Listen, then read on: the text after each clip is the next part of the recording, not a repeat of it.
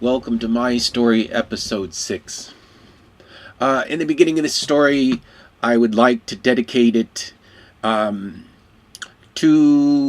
a gentleman I might have heard about him before today, but Thomas Edsall, nothing to do with the car, I think. But anyway, he had an op-ed about his book, The Age of Austerity, and there was more to it. But in the New York Times today, whatever day this is in October 2012, which really actually painted a very interesting, good vision of, well, what our probable future is. That is sort of part of the vision I saw, is that the future of the Industrial Revolution, the next one beyond what we've experienced, and that sort of played out its course in the technology industry so far, is not a new set of technologies themselves, but a confluence of convergence. These were the two principal next big things behind my grander vision that I elaborated on later in my story, but I'll just get to now before we go on. But it all ties to how we value our planet. How do we value our future? And that all ties to what he's evaluating. And our future doesn't look so bright because there's no new industrial revolution to replace the one that he describes that occurred basically from the late 80s to early 2000. And so, well, the future is a confluence and convergence, a reprocessing, a restructuring of enterprise, going beyond Wall Street, while buying out Wall Street, which is a screwed up game, a game well being played. When you think about what was the world worth in 2005, and we kept marking it up and marketing up till 2007 and 2008, and then it crashed, and what was it really worth then? And what is it really worth now in this illusion that the stock markets have like almost doubled back from their crash? But what's holding us back from crashing those to our levels? Because our real estate's still at levels that were back there, but that's not on the point.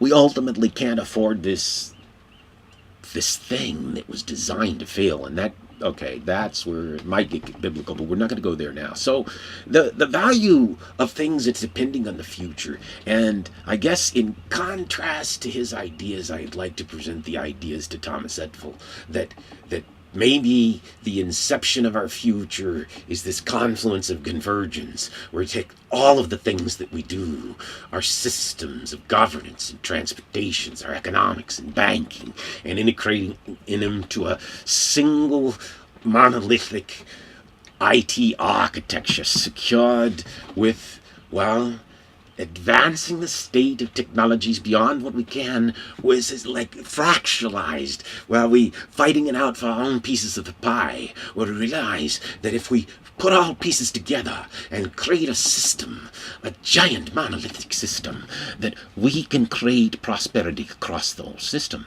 And, well, the other thing that I invented that might in of itself, and I call each of these things next big things, what about a virtual money? A money that we could create growing. If we could create a money that could keep growing and growing and growing, that we can fund building a future for ourselves, then that would change all of the orders of all of the math of how we build this confluence of convergence. So it's like one and one, it's like can't be done together. They must be done together. And then that's where they must take you, because just because we have the fingers, and they called them in the olden days the fickle fingers of fate, doesn't mean we know how to choose to tie them together into the pyramid of us. But okay, so let's go to the notion of... No, let's not go to the notion of the New World Order. Let me go back to the time when I came out with the Three Wise Kids, and I brainstormed, but it didn't go as easy as I said last time. I started trying to invent things, and I started trying to grapple with ideas. I even bought a RAID server from Apple for $50,000, and, well, I thought, well, I could put every name on the planet in this RAID server, and my idea in the longer term was sort of the advance of Facebook, but I didn't have the path of Facebook, but my idea was the same as Facebook, because what if everybody... See, my idea was, well, that was beyond my first ideas, but anyway, Yeah, that's right. I was going back to, like, how do I get my bigger ideas going with a little idea in your planet to make that little idea bigger? And so I couldn't come up with the kernel of that idea in it. I went for about a month of experimenting my mind and recording things, because that was my way of keeping my own patents as long as it was first to invent, and now you're trying to screw that. But anyway, so then I told you I had this, I call him Doubting Phil. I was asking him things like, have you read the Bibles? And he said, no. Well, okay. They weren't relevant to our little business, but in the longer term of getting the people on Earth from all over the planet on Earth, we need to understand the context with which their cultures are derived, and religion's a key part of it, and we just can't ignore that. In fact, it's a key factor in our whole enterprise. But that's aside. That's just Marketing Future 10111. Anyway, so, no significance to the number. Maybe they are. Anyway, so, okay. So here we go. And so the Ides of March go around, and then April goes around, and I just say, oh, I lost it. So I'd been hiring Jeff at $10 an hour, and then I gave him a raise to $30 an hour. And I said, Jeff, and he was living in my house, and was sleeping in my bed. I didn't. He was on the couch. And then, anyway, I said, okay, I can't hire you anymore. I gotta go back to square one and rethink this whole thing over. And then I went to a wireless conference with this right in my town, across the block from where I lived almost. And when I went there, and I saw Doubting Phil, and there's this guy from the days called Jerry Purdy, and he had a conference. And within the conference, and within the confines of the lectures on what the future would bring, I conceived of a concept, and that was the one I described before, is what if we could create a software architecture and take all over the access points and just sort of like take them over, but not like unwillingly, but willingly, with the people saying, yes, take over my access point, give me secure benefits, and let me be a part of this new transaction. Let me be a part of this enterprise. Let my access point be a base station for others. And when they get on, now see, once we redirect the internet to our own internet, well, that out Google's Google. See, we could do our own search. But see, we ultimately don't even, well, that's where it gets into it. Because ultimately you end up getting to a war of things, and a war of war and war. But anyway, the idea was, during the scheme of this, I wouldn't call it a scheme, that was the technology scheme, to take all your access points and create a wireless people's network that would bypass Verizon and bypass AT&T, and anyway, but, so the next thing was internet capitalism, and that was my way to pay for it. It's like, what if I could just give people shares, virtual shares in this enterprise, and well, just like give them virtual shares in an enterprise that's the biggest enterprise the enterprises have ever seen. What lies beyond Google? It starts at 100 billion, goes to trillion, could get to 10 trillion. What if you could give, well, see, imagine a Facebook with all the people of Earth, with all the faces on Facebook, shareholders, and growing in value, and earning money for their own ads. That's right, because in my scheme, it was like, why should all the profits go to the owners of the capital? Why shouldn't the profits go to the people? Why shouldn't we take a third of the profits? Hey, we could do it all kinds of ways, but let's get really creative and wary of bounds. A third of the profits goes to the person who clicked on the ad, generated the consumption, and what have you, bought the product, the consumer. A third of the profits goes in stock to everybody on Earth. And a third of the profits goes to the Bank of Us, which again is owned by the people, but it goes, well, not distributed equally. That's the third. The other third goes to all the investors by their own investments. So the billionaires get a big chunk of that third. But it doesn't matter, because they've all signed up the flow of a mechanism. Because when they get to be billionaires, and we'll move the bar to trillionaires, they automatically agree. They give a little bit back to the people.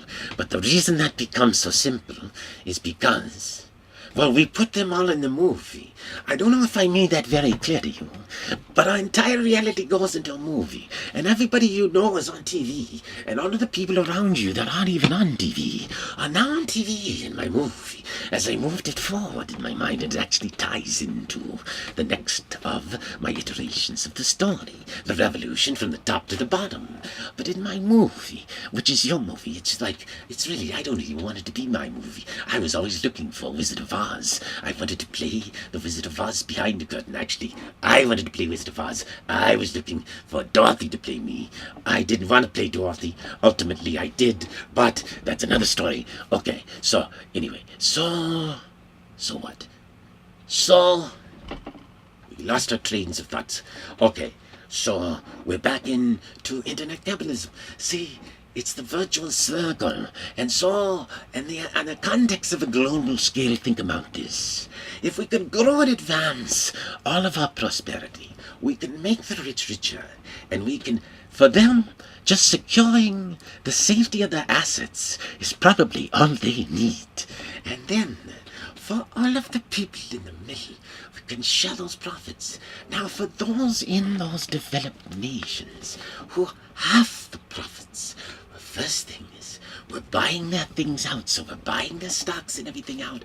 And when I started offering to buy the world, I have to pay a minimum of 1.5 times every equity in the planet. Easily. I offered 3 to 5 times Apple and Google. They're up to that point now. But in 2005, they're at where they are now. The point was, it's like funny money when you're putting it in the context of a global recreation and a global recreance constitution of our enterprise. And so it's like also money that we know how to create, because this new enterprise we create, we tie into our new monetary system. And that new monetary, not only do I have a vision of a new stock, but I have a vision of a new monetary system. By the way, going back to the story, and then, by the way, we got this guy to do our technical stuff, and we added him and said, okay, you get 1/3 if you do agree to bill him. We'll call him Doubting Jim. But he did help architect moving the internet, and he did tell me, holy fuck, we could hold worldwide elections. And then I knew we could surround them from the bottom, if not from the top. We could hold worldwide elections any time we wanted to. The right mind, with the right thoughts, with the right truth, and the right words, could hold a worldwide election and bring down all your houses of falsity. Well, let's not even go into that right now. But see, if your system was designed to collapse, as you can find out if you look at just look at the math behind it. And if you had an infinite system that just required opening markets, creating a single currency, and creating a new enterprise of us, not a lot of little monopolies, but a larger little monopoly, a big monopoly of us, and then allow our brands and allow our own competition within our own enterprises to compete to build a better world for all people on the planet. And we were looking for the old school angel capital with my new venture guys, and they couldn't get around to getting out of their day jobs. And then, while sitting around, I started going crazy again and put it in the camera, and I thought, well, my next movie is Bill Starr crazy, or has he invented the next big things? And I started going crazy in the camera, and I went crazy again. And then I got my 5150 again. Another stay. This time, I met a guy, and I asked him 3 questions. Dr. Eliot, what would it be worth to prove the existence of God? What would 999 years of justice and peace on earth be worth? What if I had inside information of unworldly proportions? Of course, all he did was just not. But in that place, that cuckoo's nest I revisited for the 2nd time before it went bankrupt, a part of Tenet, it had a picture on the story, a sign, said, be the author of your own life story. And I thought to myself, who is the king author of the future of Earth? Because in my vision, the future of the Earth is a story the future of all of us, writing our own future together, in one movie together, a reality movie, a reality you can't get out, and you want to be in, because there's no better thing that we can do than to build upon what we can imagine together. Thank you. To the next episode.